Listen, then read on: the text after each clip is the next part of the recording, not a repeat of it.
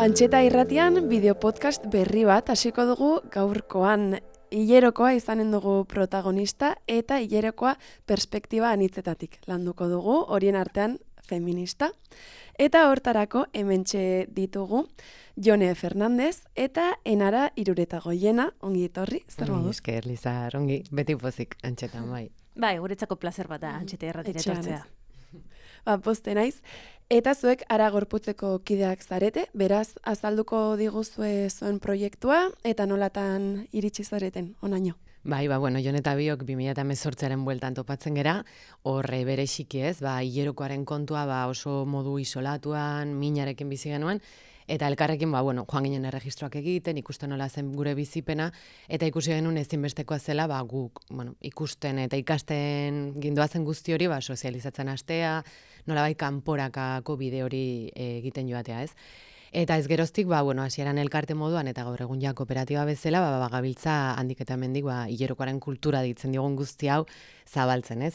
Joango garena xeatzen eta aztertzen podcast hontan. Eta gaur egun, besteak beste, eskoletan gabiltza, emakumeen etxeetan, deitzen diguten toki guztietan, hor gaude hilerokoaren inguruko, dakigun edo partekatu aldugun guzti hori plazaratzen.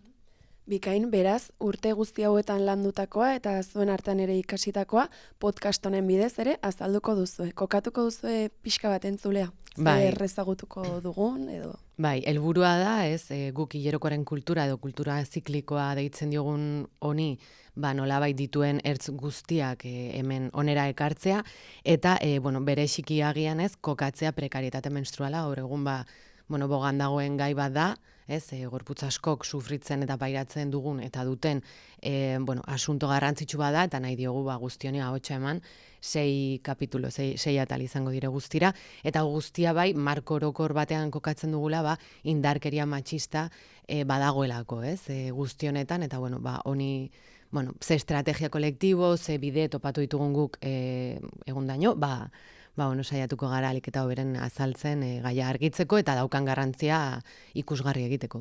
Bikain, gai guzti hau, hilerokoa lotuko dugu hainbat perspektibekin, erran bezala, horien artean irakurri dut adibidez ekofeminismoa lantzen duzuela eta ziklokotasunaren errespetua. Azaltzen aldi guzue, pixka bat hori guztia. Bai, gu hasieran, abiatu ginen gure uteroatik, ez? Osa gure min nolabait barruan duguna, lehen aipatu duan bezala, sufrimendu batekin, isolatutak, jakin gabe norekin partekatu, ez?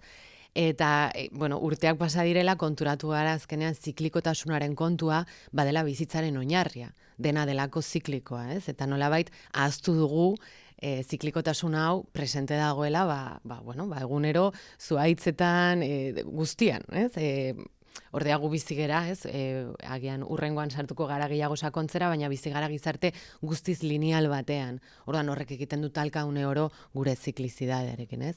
Eta orduan, hortikan ari gera lotzen eta ikusten zelako lotura baduen oinarrieko feminista horiek, non azkenean garrantzitsua den lurra, ura eta guzti hau gure ziklioak hobe egoteko, nola baitez? Osea, hor dago lotura natural bat dela bizitzana, gu joan garena konturatzen nahi gabe, ez? Igual hasieran noski ez ginen kokatzen markontan, baina gaur egun ere egiten ditugulako ekonomia feministaren baitako beste lanketa batzuek, non ikusten dugun zer egin daukan kapitalismoak, neoliberalismoak eta arrazakeriak, ez? Gure gorputzetan, kolonialitateak, ze inpakto daukan gure egunerokoan guzti horrek, eta hor joan gara ikusten, badaukala zentzu osoa gure hilerokoaren zikloak markoeko feministan kokatzea, ez? Orduan, hortikan bagoaz gure metodologia fintzen eta ikasten guri azkenean gustatzen zaigun moduan dela teoria handiak eta agian ez ditugu asko irakurtzen, baizik eta goaz gure inguruarekin, gure inguruko kideekin,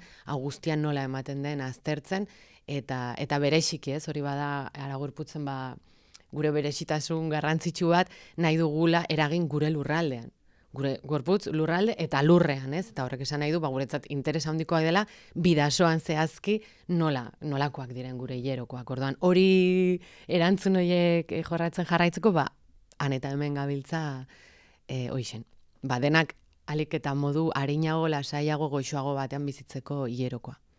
Ederki, beraz, oraintxe landu duzuen teoria guzti hau praktikora eraman nahi duzue, bidasoaldean erranduzu, eta orain ari zarete hortan, orain arte zer lortu duzu edo zeintzuk izan dira zuen garaipentxoak eta erronkak ere izan dituzue, seguraski? Bai, bueno, jarraitzen dut. Bai, erronka handia da, ze oraindik ere tabua da, eta bueno, eskoletara goazenean ez, pues beti aipatzen dute aurrak, badakigula inoxentenak direnak bizitzak, eta berain naiz, eta ez jakin zehazki zer den hilerokoaren zikloa, beti aipatzen dute nazka, lotxa eta mina, eta horrek ematen digu beti dimensioa de wow. Bueno, noski lana egin dugu, gure aurreko feministek ere lana handia egin zuten, baina oraindik ere lana asko dago egiteko, ez? Orduan, bueno, pozez egiten dugu erronkekin, jakinda hau dela daukagun markoa, hortaz ere, bueno, errealitatean desente oinarritzen gera, ez? Ikusteko ez ditugu sortzen horrelako fantasiak, baizik eta errotua gaude, eta horrek esan nahi du, pues askotan erantzun, iluntxoak baditugula inguruan, ez? Hilerokari dagokionez. Baina, bueno, gero badaude beste garaipen batzuek, aipatzeko ere, igual datozen ataletan ere gehiago landuko duguna, gaur egun badagola Espainiako estatuan lege bat, 01/2023 legea, lege organikoa, non jasotzen diren hilerokoaren eskubideak. Ez? Eta ja bada legea, orduan hau bai da, azkenen guretzat guk irakurtzen dugu lan asko eginda gero, eman den emaitza bat eta ondorio bat, eta beste kide batzuk, pues, aste hontan, ez, uste dut bai, kide batzuk Nafarroko parlamentuan egon dire hau aipatzen, Katalunian ere egon dire, orduan, bueno, pues, badugu lege bat, aipatzen duena nola izan beharko litzatekeen guzti hau, ez? Orduan, bueno, hori uste dugu badela garaipen kolektibo bat, eta, bueno, gutxinaka bagoaz gure bai lege hau ezagutzen, eta ikusten zer egin dezakegun guzti honekin. Bikain, hau sarrera moduan, ez? Ikusiko dugu hurrengo saioetan, zertaz ariko garen, ze informazio partekatuko duzuen, baina bidartean, testu bat irakorriko duzu ez, Gloria Esteinen liburu bat itzuli duzu edo zatitxo bat, bederen, Jone, zuri utziko dizut. Osondo, mila esker. Bueno, aipatu bezala, hilerokoa, enarak aipatutun bezala, hilerokoa jorratzen dugu, eta perspektiba anitzatetikan jorratzen dugu, ez dugulako uste zerbait isolatua denik edo pertsonala bakarrekan, ez? Gloria Esteinek egin zuen gorputzaren politikari edo pertsonala politikoa da horreri ekarpen handi bat, eta, bueno, erreferente feminista bat da, Gloria Estein, eta bere testua hau, gorputzaren politika horretarako, horretara hurbiltzeko lehen urrats garrantzitsu bat da. Gloria Estein 1934ean jaio zen eta Estatu Batuetan ezitu zen, bizi da, eta handikan ere bai adierazten du manifestu moduko hau, ez? Beratxuria da, bere bai kokatzearen, eta feminismo zuri eta liberalaren baitan kokatu hoi zaio, ez? Hau aipatzearren, ez, enaraketanik aipatu dugun hilerokoaren perspektibatikan, hainbat opresio sistema eri aurre egitea ezinbestekotzat jotzen dugu. Hoien artean, enarak aipatu duen bezala, kolonialismoa eta arrazakeria noski, eta kapitalismoa, ez? Ere bai, opresio sistemaren ardatz zentral bezala, eta ekofeminismoa ere bai, ez? Orduan, Gloria Esteinek, hau guztia ez zuen barne bildu, egin zaion kritika bat da, utxuneak ere patuko ditugu. Baina, erreferentzia handi bat izan zen, hilerokoa zerbait intimo, personal eta isolatu eta bakarti bat bezala jorratzen zelako. Eta testu honek izena du gizonek hilerokoa balute, lehenengo aldia da euskeraz itzulita dagoela, eta horrela irakurriko dugu ere bai, gure AEK-ko lagunekin interpretatu dugun testua da. Testua 1988an Gloriak berak sortutako Mrs. Magazinen aldizkarian publikatu zuen, eta gero jasozun baita beste liburu batean, hainbat testuren konpilazio batean. Eta testu hau ere bai polita da, oso irisgarria delako, oso unibertsitateetan eta horrelako espazio oso akademikoetan referentziazko testu bat da, binon herritarxearen gana iristeko ere bai oso irisgarria da, egiten dulako esperimentu mental bat, esperimentu mental bat egitera gonbidatzen gaitu, erabiltzen du umorea, erabiltzen du satira, orduan, baditu, bi alde horiek, eta, uste dut, jatorrizko, hau buruzari naiz, baina jatorrizko testuan fantasiazko ariketa bat ere bai aipatzen zuela tituluan bertan, ez? Orduan, hau ere bai, polita da, horrelako irudimen, enaraketaniko, gure Aragorputz kooperatiban, gure bazkide laguntzaiekin, gure sareekin batera, jolasa ere bai asko aldarrikatzen dugu ikasketa prozesuaren parte bezala, ez? Eta hor asko ikasten dugu aurretaz. Aurrak dena ikasten dute jolasaren bitartez, ez? Orduan, Gloriak ere bai, testu honen bitartez jolas egitera gonbidatzen gaitu, eta zer gehiago esatea. Hasiko naiz, testuarekin, bai? Testu, pixka luzea da eta ondo irakurtzen saiatuko naiz. Gizonek hilerokoa balute. Gloria Steinem, 1978ko urria. Mendeak igaro ditu munduko gutxiengo zuri batek iruzur egiten saiatzen. Larru zuria duen jendea hobea dela sinistarazten. Baina larru zuria izateak gauza bakarra suposatzen du. Izpi ultramoreei eta zimurrei sentikorragoa izatea. Emakumeek propio zakilaren inbidia dutelakoan gizaki harrek kultura osoak eraiki dituzte. Naiz eta zakila, babestu gabeko organoa izanik, gizona zaurgarri bilaka lezakeela esan litekeen. Eta aurrak munduratzeko gaitasunagatik, uteroarekiko inbidia izateak ere logikoa dirudien. Azken batean, botere txuen ezaugarriak, direnak direla ere, botere gabetuen ezaugarriak baino hobeak direla uste da.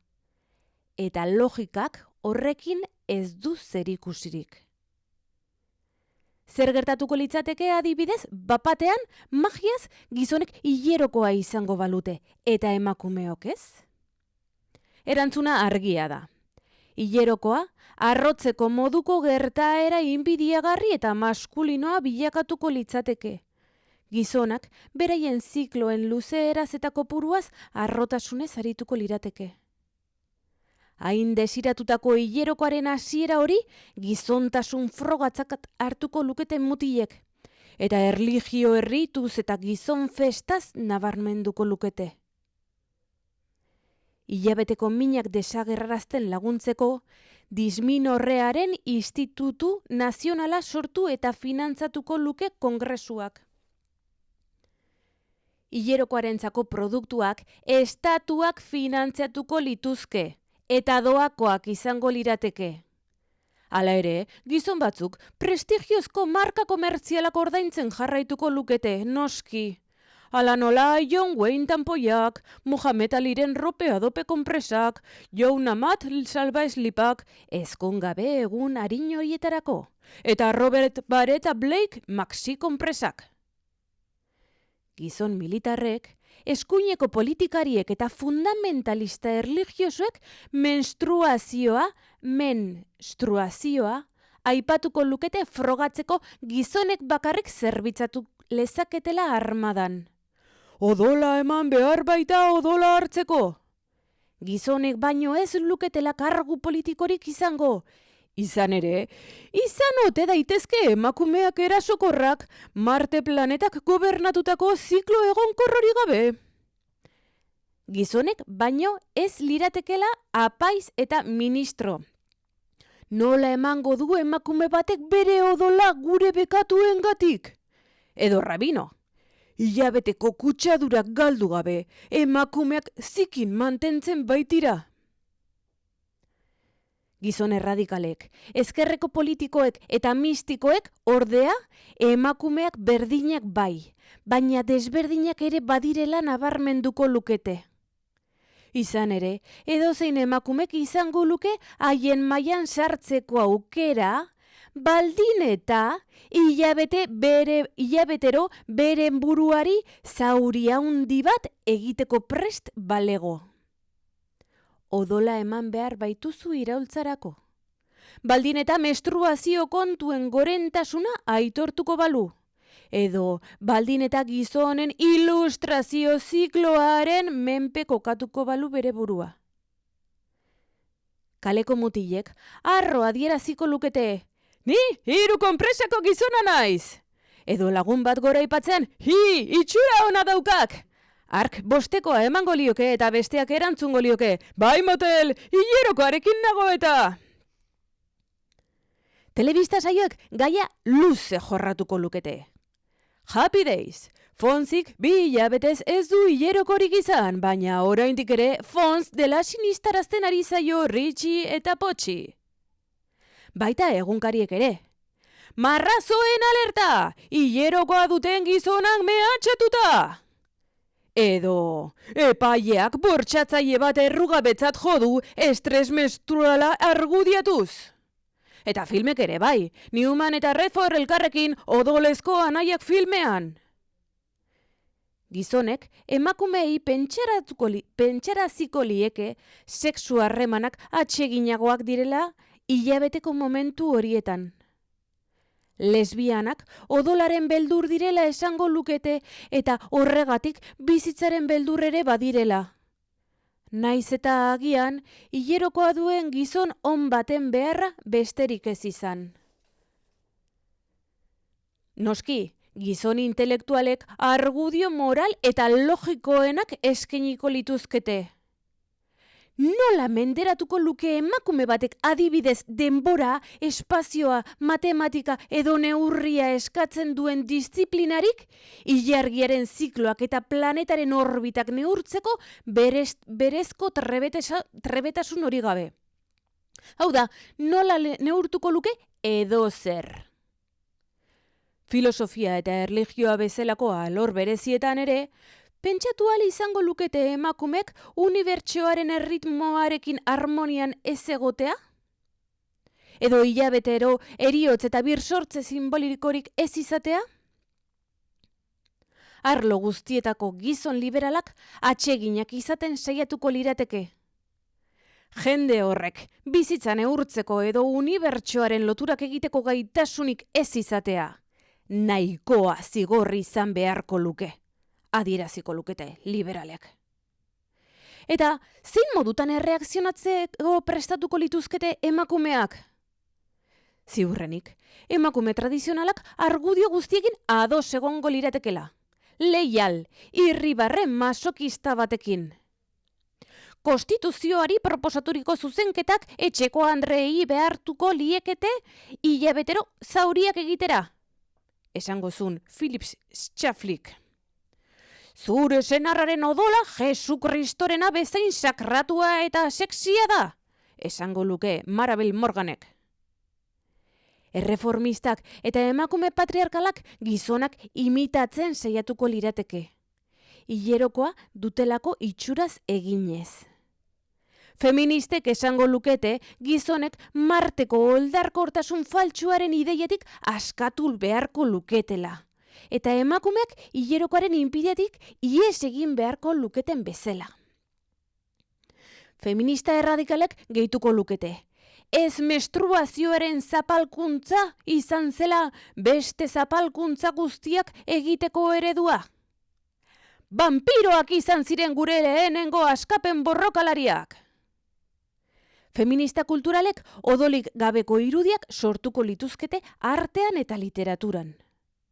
Feminista sozialistek aldarrikatuko lukete kapitalismoaren baitan bakarrik izango luketela gizonek menstruazioaren odola monopolizatzeko gaitasuna. Egiatan, gizonek hilerokoa izango balute, segurazki boterea justifikatzen jarraituko lukete. utziko bagenie. Bueno, pues bai, gero, testua idatziz gure webunean publikatuko dugu, ne balin baduzute, pues, agian antxetara ere bai bidali dezakegu irratsaioaren azpian jartzeko, eta hor badaude beste referentzia batzuk orain ez gerala sartuko ez, aipatu ditudan pertsonaiak eta pertsonak, ez, benetazkoak direlako. Eta badaukate horrelako sakontasun bat, ez? Aipatzen diren, deklarazioak eta badaukate daude errealitatean oinarrituta, ez? Estatu batuetara joan beharko ginateke hori ulertzeko, garai hartara, orduan hau testuan ez dut guztia azaldu edo orain ez dugu aipatuko sakontasunean, baina idatzizko testuan bai egongo dire xehetasun guzti hauek. Orduan hau da aipatzen duena, Gloriak testuaren Gora Gloria. Horixe da, Gora Gloria. Eta gaurkoz, horrela utziko dugu, hurrengo saioan, gehiago sakonduko dugu guzti hau, beraz, hurrengo arte. Mizker. Oso ondo, aio! Aio!